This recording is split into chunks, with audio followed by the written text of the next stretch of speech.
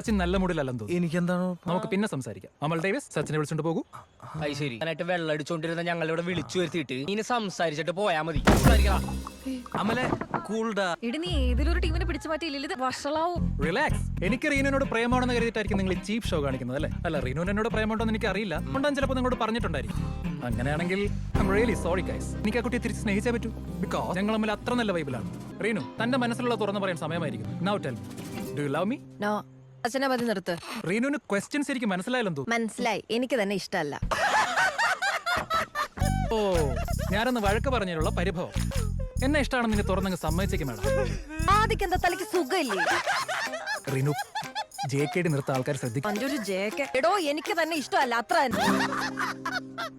Any reason? ഒരു 100 reason തരാം. എടോ ആ ട്രിപ്പിന് തനിക്ക് ആൻസർ കിട്ടാത്തതിന്റെ ദേഷ്യല്ലേ താൻ അന്ന് ആ പ്രൊജക്ടിനോട് തീർത്ത്. മീറ്റിംഗിന്റെ സമയത്ത് മുങ്ങിയല്ലോ. എനിക്കൊന്ന് വിശാഖപട്ടണത്ത് പാളമേടിയിൽ പോയതായിരിക്കും. എക്സാക്ട്ലി.